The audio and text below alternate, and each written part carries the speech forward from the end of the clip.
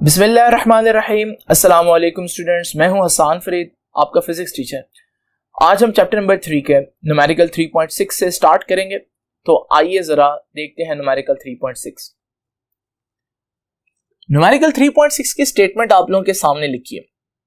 मैं इस स्टेटमेंट को बजाय वैसे समझाने कि मैं आपको इसको एक इमेजिनेशन में समझाता हूं, तो जरा तवज्जो कीजिएगा। ये देखिए जी, वो कह रहा है इस न्यूमेरिकल के अंदर कि एक एल्युमिनियम का कैन है सपोज करें, और एक वुडन ब्लॉक है, लकड़ी का एक ब्लॉक है, और वो कोई बच्चा इन दोनों चीजों को धागे से जोड़ देता है। लो जी, वो भी जोड़ दी। अब वो क्या करता है, वो जो एल्युमिनियम का कैन है उस कैन के अंदर एक पटाखा डालता है, फायर क्रैकर बोलते हैं इसे।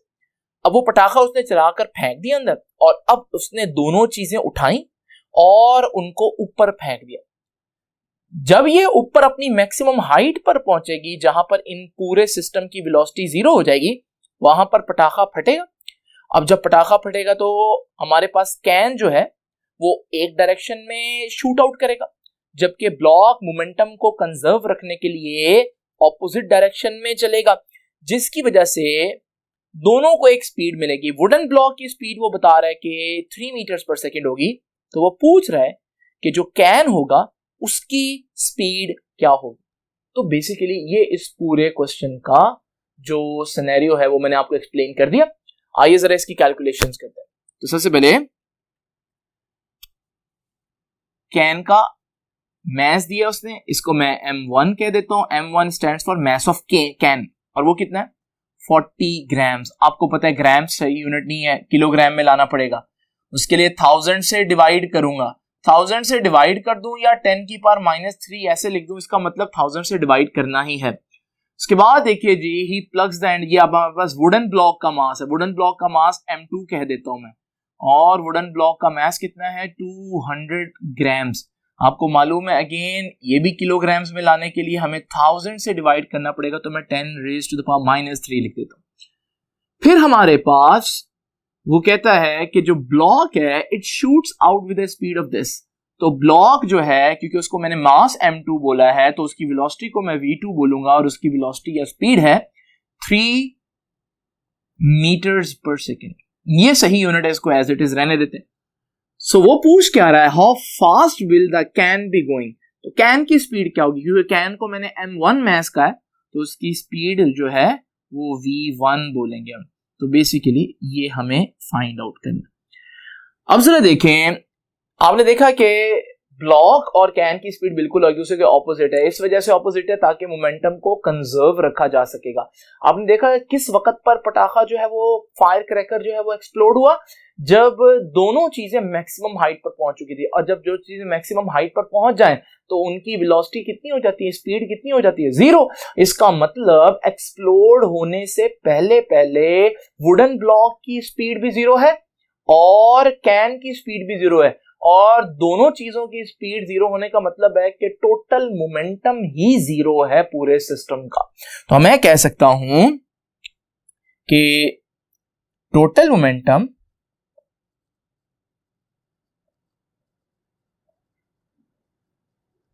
बिफोर एक्सप्लोजन, पटाखे के फायर क्रैकर के फटने से पहले, टोटल मोमेंटम किसके बराबर होना चाहिए, टोटल मोमेंटम आफ्टर एक्सप्लोजन। तो जितना पहले मोमेंटम है उतना ही मोमेंटम बाद में भी होगा। तो ये basically law of conservation of momentum की स्टेटमेंट है। लेकिन पहले मोमेंटम है कितना, हमें मालूम है टकराने से पहले, फटने से पहले तो दोनों चीजों की वेलोसिटी 0 थी, तो दोनों का मोमेंटम तो 0 है। लेकिन बाद में कैन m1 मास का कैन v1 वेलोसिटी से मूव करेगा, तो उसका मोमेंटम तो हो जाएगा m1 v1, और m2 मास का जो ब्लॉक है वो v2 वेलोसिटी से मूव करेगा, तो उसका मोमेंटम हो जाएगा m2 v2। और क्योंकि मुझे मालूम है कि दोनों एक दूसरे के ऑपोजिट चलेंगे, तो अगर मैं एक की वेलोसिटी पॉजिटिव लूंगा तो दूसरे की नेगेटिव होगी, उसका मोमेंटम भी नेगेटिव होगा, तो ये नेगेटिव साइन आ जाएगा। तो फाइनल मोमेंटम ये है, इनिशियल मोमेंटम ये है, और ये इसके बराबर होगा। यहां से मैं इसको रीअरेंज करता हूं और इस चीज को दूसरी तरफ ले जाता हूं, तो हमारे पास ये कुछ इस तरह से बनेगा कि m1 v1 is equal to m2 v2, और हमें फाइंड आउट करना है कैन की वेलोसिटी यानी v1, वो किसके बराबर आएगा, m2 v2 over m1। Let's put the values. m2 है mass of block, और mass of block है 200 into 10 raised to the power minus 3 kgs। v2 velocity of the block है, वो 3 meters per second है, और m1 mass of can है, और वो है 40 into 10 raised to the power minus 3 kg। Let us simplify this expression। तो ये कैंसल हो जाएगा, एक जीरो इससे गया, हमें मालूम है 4 5s are 20 and 5 3s are 15, so the answer we get is 15 meters per second। तो ये है स्पीड ऑफ कैन। बट याद रखिएगा, स्पीड ऑफ कैन मोमेंटम को कंजर्व रखने के लिए जो उसकी वेलोसिटी है वो बिल्कुल ऑपोजिट डायरेक्शन में होगी वुडन ब्लॉक की वेलोसिटी के लिहाज से। आइए जरा स्टार्ट करते हैं 3.7 न्यूमेरिकल। 3.7 न्यूमेरिकल में वो बोल रहा है कि हमारे पास एक इलेक्ट्रॉन है जो किसी स्पीड से मूव कर रहा है, और एक हाइड्रोजन एटम है, और hydrogen atom is initially at rest. अब टकराने पर कहता है कि उनका कोलिजन होगा, assuming the collision to be perfectly elastic. ये इंपॉर्टेंट बात है कि जो इलास्टिक है उनका जो टकराना है वो परफेक्टली इलास्टिक है, और स्ट्रेट लाइन मोशन भी है। तो कहता है find the velocity of hydrogen atom. सबसे पहले डाटा हम इकट्ठा करते हैं जी। इलेक्ट्रॉन का मास है, मैं इसके मास को 9.1 into 10 raised to the power minus 31 kg कह देता हूं।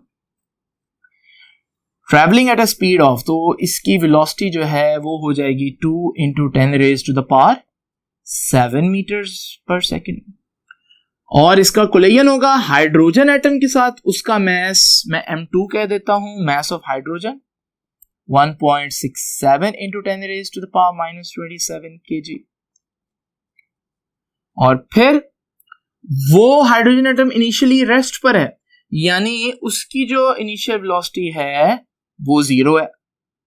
अब वो पूछता क्या है, find the velocity of hydrogen atom. पहले हाइड्रोजन एटम की वेलोसिटी 0 है, लेकिन अब हाइड्रोजन एटम की वेलोसिटी क्या होगी, यानी कि वो आपसे पूछ रहा है कि v2 डैश कितना होगा। तो अब हम देखते हैं कि इसको सॉल्व कैसे करना है। तो सबसे पहले तो मैं ये लिख दूं कि हमें फाइंड आउट क्या करना है, हमें v2 डैश फाइंड आउट करना है, यानी कि हाइड्रोजन की velocity after collision find out करनी है। अब जैसे कि उसने मेंशन किया है कि कोलिजन परफेक्टली इलास्टिक है और स्ट्रेट लाइन है, तो perfectly elastic collision straight line collision के लिए हम लोगों ने ये इक्वेशंस पढ़ी थी v1 डैश फाइंड आउट करने के लिए और v2 डैश फाइंड आउट करने के लिए। तो मैं अभी आप लोगों के सामने जरा v2 डैश फाइंड आउट करने के लिए इक्वेशन लिखता हूं। वो इक्वेशन कुछ इस तरह से कि v2 डैश आपने ऐसे ब्रैकेट डाल लिए हैं, इधर v1 फिर प्लस डालना है, फिर आपने यहां पर v2 लिख देंगे, इसके नीचे आपने m1 प्लस m2 लिख देना, और इसके नीचे भी m1 प्लस m2 लिख देना। इसके बाद इसके ऊपर 2 m1 और यहां m2 माइनस m1। ये थी इलास्टिक कोलिजन में आफ्टर कोलिजन जो वेलोसिटीज हैं वो फाइंड आउट करने का तरीका हम लोगों ने डिस्कस किया था। अब जरा वैल्यूज पुट करते हैं। एक बात तो याद रखिए, हाइड्रोजन की टकराने से पहले तो वेलोसिटी है ही 0, तो जब ये वेलोसिटी 0 होगी, वो तो रेस्ट पर था, तो ये सारी चीज 0 हो जाएगी, तो इसकी तो परेशानी नहीं है, सिर्फ वैल्यूज पुट करनी है। अब हमने इधर तो जरा देखते हैं, v2 dash is equal to 2 m1 electron का मास है, वो डाटा में मैंने लिखा 9.1 into 10 raised to power minus 31 into ये वेलोसिटी v1, और v1 जो है वो हमारे पास 2 into 10 raised to the power 7 दिया हुआ है। डिवाइड किससे करना है? m1 plus m2। m1 कितना है? m1 9.1 into 10 raised to the power minus 31 है, plus m2 1.67 into 10 raised to the power minus 27। और यहां सारी जो चीज है वो तो जीरो हो रही है, तो उसको तो मैं एज इट इज जीरो लिखूंगा क्योंकि V2 जीरो है। अब आप इसको सॉल्व करें कैलकुलेटर से, इसका नीचे का जो आंसर है वो 1.67 into 10 raised to power minus 27 ही आ जाएगा। क्यों? क्योंकि ये आंसर बहुत कम है, ना होने के बराबर है, तो इस वजह से जब हम 1.67 में ऐड करेंगे तो वही आंसर आ जाएगा, क्योंकि 10 की पावर माइनस 31 बहुत थोड़ा है, जबकि ऊपर वाली चीज जो है उसका आंसर हमारे पास आ जाएगा 36.4 into 10 raised to the power minus 23। अब आप करेंगे इसको सॉल्व, और इसको सॉल्व करने के बाद फाइनल आंसर आपका आएगा 2.18 into 10 raised to the power 4 meters per second। So this is your final answer। तो हाइड्रोजन, जब इलेक्ट्रॉन हाइड्रोजन से आकर टकराएगा तो हाइड्रोजन किस वेलोसिटी से जाएगा? हाइड्रोजन इस वेलोसिटी से जाएगा। ठीक है, तो ये तो हमारे पास 3.7 न्यूमेरिकल। आइए जरा आप मजीद आगे देखते हैं 3.8 न्यूमेरिकल को। तो आइए स्टूडेंट जरा देखते हैं न्यूमेरिकल 3.8 की स्टेटमेंट को। A truck weighing 2500 kg and moving with a velocity of 21 meter per second collides with a stationary car of 1000 kg। तो ये इंपॉर्टेंट डाटा देख लीजिए, 2500 kg है, उसकी वेलोसिटी इतनी है, और जो कार है वो रुकी हुई है, स्टेशनरी है, और उसका मास इतना है। The truck and car moves together after the impact, calculate their common velocity।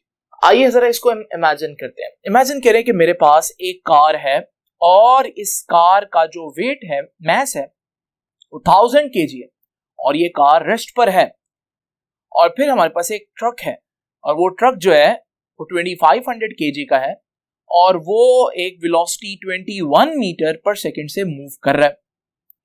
जब ये ट्रक इससे हिट करेगा तो आपने रियल लाइफ में जो कोलिजन्स देखे हैं, आप समझ जाएंगे कि ये ट्रक इसको घसीटते हुए ले जाएगा, यानी कि आफ्टर कोलिजन ये ट्रक और कार दोनों ही एक कॉमन वेलोसिटी से मूव करेंगी, और वही वेलोसिटी हम लोगों ने फाइंड आउट करनी है।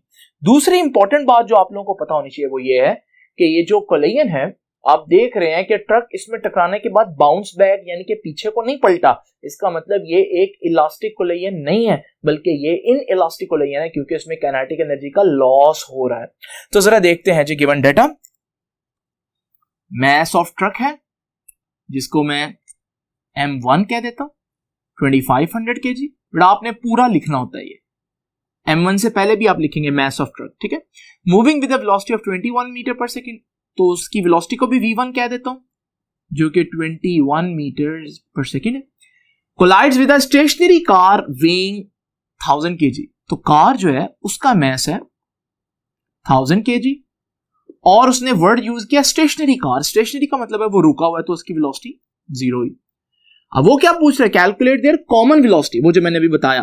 तो टकराने के बाद उनकी जो कॉमन वेलोसिटी है, क्योंकि वो उसको घसीटते हुए ले जाएगा, ड्रैग करते हुए, उसे मैं v ही कह देता हूं। हमें v फाइंड आउट करनी है। अब यहां पर सारा जो सिस्टम है वो basically law of conservation of momentum का ही है। तो आइए जरा देखते हैं law of conservation of momentum क्या कहता है कि total momentum before collision is equal to total momentum after collision. ठीक है, अब बिफोर कोलिजन क्या है? ट्रक का मोमेंटम था, उसकी वेलोसिटी v1 है, मास m1 है, तो ट्रक का मोमेंटम है m1 v1, और कार की जो हमारे पास मास है वो m2 है और वेलोसिटी v2 है, तो m2 v2। ये हो गया मोमेंटम टकराने से पहले। टकराने के बाद एक मास तो m1 है ट्रक का, लेकिन वो मूव करेगा वेलोसिटी v से, जबकि जो कार है उसका मास m2 है और मूव वो भी इसी वेलोसिटी से करेगी। जैसे कि हमने बताया कि वेलोसिटी तो कॉमन हो जाएगी क्योंकि वो ड्रैग करते हुए ले जाएगा उसको। तो फिर क्यों ना मैं v यहां से कॉमन ले लूं, तो मैं v कॉमन लेकर इसी चीज को यूं लिख देता हूं, ठीक है, तो ये है टोटल मोमेंटम बिफोर कोलिजन और ये है टोटल मोमेंटम आफ्टर कोलिजन। अब जरा देखिए हमारे पास वैल्यूज पुट करते हैं। What is the value of m1 2500 और v1 कितना है जी 21, ये हो गया जी। अच्छा m2 कितना है 1000 बट v2 कितना है 0, तो जब 0 इससे मल्टीप्लाई होगा तो ये सारी चीज तो 0 हो जाएगी। तो m1 कितना है जी 2500 प्लस m2 कितना है 1000 और v तो हमें फाइंड आउट करना है, ये आ जाएगा 52,500 और ये चीज आ जाएगी 2500 प्लस 1000 3500 और ये v एज इट इज। अब v फाइंड आउट करना है, 3500 उधर जाकर डिवाइड होगा, 52,500 से 3500 डिवाइड हो जाएगा और आपका आंसर आ जाएगा 15 मीटर्स पर सेकेंड। इसका मतलब जब वो ट्रक और कार, जब ट्रक उसको घसीटते हुए ड्रैग करते हुए ले जाएगा तो वो इस वेलोसिटी से उसको ड्रैग करेगा। चलिए आप देखते हैं 3.9। हमारे पास दो ब्लॉक्स हैं जिनके मैसेज जो हैं वो 2 kg एंड 5 kg हैं, 0.5 kg, 0.5 को हम हाफ भी कहते हैं। और सिनेरियो कुछ इस तरह से है कि उन्होंने स्प्रिंग को कंप्रेस करके दोनों मासेस एंड्स पर लगाए हुए और इतनी एनर्जी स्टोर है स्प्रिंग में, और वो बोलता है कि व्हेन ब्लॉक्स आर रिलीज्ड तो what would be there velocity.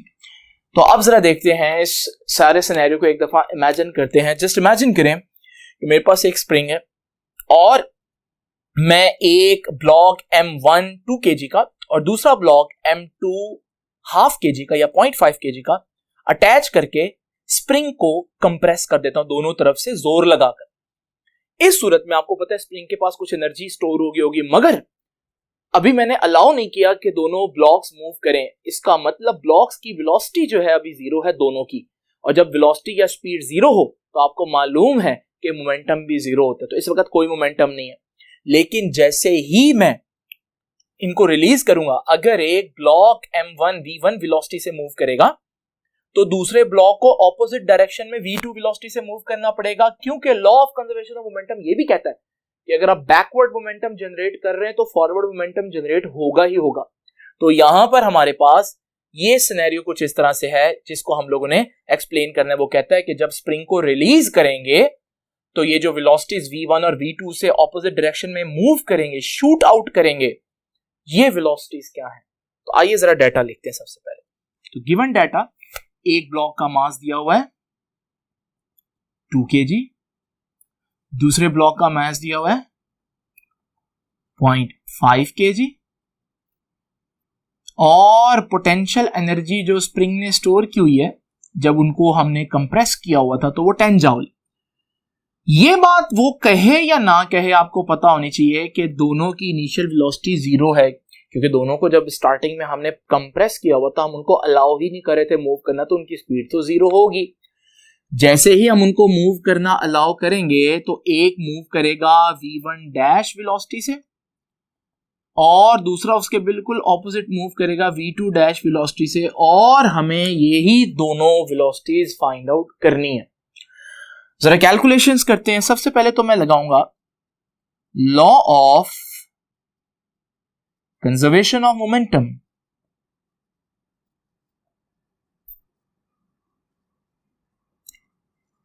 Law of conservation of momentum क्या कहता है कि इनिशियल मोमेंटम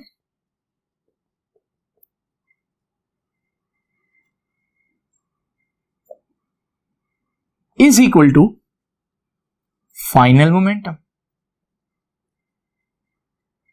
अब बच्चों पूरे सिस्टम का इनिशियल मोमेंटम तो था ही नहीं, इनिशियल मोमेंटम तो 0 हुआ क्योंकि दोनों ब्लॉक्स रुके हुए थे, लेकिन बाद में जब मैंने एक स्प्रिंग को रिलीज किया तब तो दोनों मूव किया। इसका मतलब फाइनल मोमेंटम है। तो m1 v1 डैश से मूव करेगा तो उसका मोमेंटम हो जाएगा m1 v1 dash. m2 v2 dash से ऑपोजिट डायरेक्शन में मूव करेगा तो उसका मोमेंटम हो जाएगा m2 v2 डैश। यहां से हम कह सकते हैं कि वैल्यूज अगर हम पुट करें तो m1 की वैल्यू है 2, v1 हमें नहीं मालूम, m2 की वैल्यू है 0.5 और V2 डैश भी हमें नहीं मालूम। अब जरा देखिए जी, हम V2 डैश फाइंड आउट कर लेते हैं। उसके लिए हमें इसको इधर ही रखना पड़ेगा। 2V1 डैश उधर जाकर माइनस हो जाएगा 2V1 डैश, और फिर V2 डैश फाइंड आउट करने के लिए ये 0.5 भी उधर जाकर डिवाइड करेंगे तो ये कुल मिलाकर आंसर हो जाएगा -4V1 डैश। मैं इसे इक्वेशन नंबर 1 कह देता हूं। और अगर मेरे पास V1 डैश होता तो मैं इस V1 डैश को पुट करूं तो मेरे पास सीधा V2 डैश आ जाएगा, बट अनफॉर्चुनेटली मेरे पास वो नहीं है।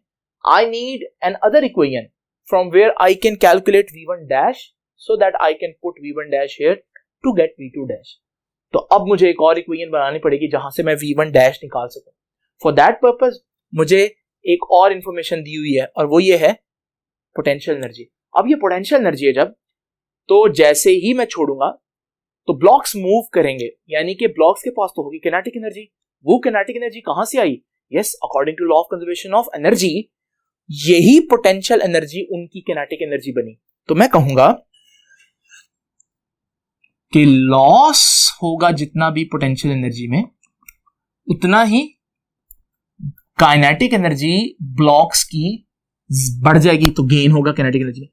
पोटेंशियल एनर्जी तो 10 जूल थी, तो 10 जूल लॉस होगा। अब इसमें से कुछ एनर्जी जो है वो एक ब्लॉक लेकर मूव करेगा और कुछ एनर्जी दूसरा ब्लॉक लेकर मूव करेगा। तो एक ब्लॉक के पास जो एनर्जी है वो हाफ mv² है, लेकिन उसका मास और उसकी वेलोसिटी आएगी और साथ डैश आएगा। और दूसरा ब्लॉक जो है उसकी भी वेलोसिटी एनर्जी जो है किनेटिक एनर्जी हाफ mv², लेकिन उसका मास और उसकी वेलोसिटी के सिंबल्स आ जाएंगे। वैल्यूज पुट करते हैं बच्चों, जरा देखिएगा। हाफ m1 कितना है जी? m1 हमारे पास 2 है, और v1² वही तो नहीं मालूम हमें, प्लस हाफ m2 कितना है? m2 है 0.5 और साथ v2 डैश स्क्वायर। जरा इसको सॉल्व करते हैं। ये 10 है, ये कैंसिल हो जाएगा, ये बचेगा v1 डैश स्क्वायर प्लस 1/2 को 0.5 से डिवाइड करेंगे, ये 0.25 हो जाएगा, और साथ क्या आ जाएगा? v2 dash square. अब हमें मालूम है, हमने पहले ही v2 डैश निकाला हुआ है, और v2 डैश कितना है? -4v1। तो मैं ये वैल्यू इधर पुट कर देता हूं, तो जरा देखिएगा।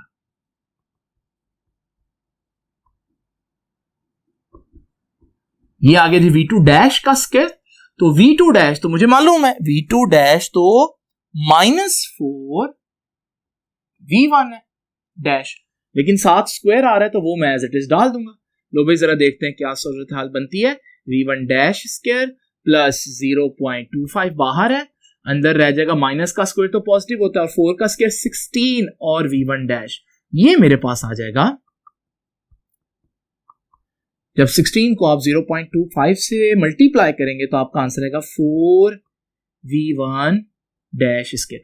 Now this is v1 dash square 4 times, और ये v1 डैश स्क्वायर है, तो ऐड करूंगा तो 5v1 डैश स्क्वायर आ जाएगा। तो यहां से v1 डैश स्क्वायर किसके बराबर आएगा? 5 उधर जाकर 10 से डिवाइड हो जाएगा, तो 10/5 which is 2।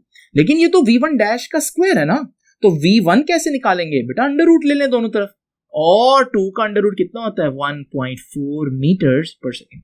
Now this is the velocity of mass 1। तो एक की वेलोसिटी तो आ गई हमारे पास, लेकिन हमें तो दोनों की वेलोसिटी चाहिए, तो मैं इस वेलोसिटी को वापस इक्वेशन नंबर 1 में पुट कर देता हूं, तो मेरे पास v2 डैश आ जाएगा। ठीक है जी, तो जरा देखिएगा, मैं कहता हूं बाय पुटिंग इन इक्वेशन 1, तो इक्वेशन 1 में पुट करूंगा। इक्वेशन 1 ये है, इसको मैं लिख देता हूं एक दफा। तो v2 dash is equal to -4v1 dash, -4 as it is, और v1 डैश कितना था वो अभी निकाला 1.4, और ये मेरे पास v2 डैश आ जाएगी ऑलमोस्ट 5.6 मीटर्स पर सेकेंड, और ये दोनों की वेलोसिटीज आ गई। एक और बात नोट करें भला, जिसका मास कम था m2 उसकी वेलोसिटी v2 डैश ज्यादा आ रही है, और जिसका मास ज्यादा था उसकी वेलोसिटी कम थी, क्योंकि मास याद है हमने पढ़ा था मास इनर्शिया है, और इनर्शिया जो है ज्यादा हो तो चीज ज्यादा रेजिस्ट करती है, तो इसने मूव करने में ज्यादा रेजिस्ट किया, इसलिए इसकी वेलोसिटी में उतना इंक्रीज नहीं आ सका। तो ये था न्यूमेरिकल। अब हम देखते हैं नेक्स्ट न्यूमेरिकल, ठीक है जी।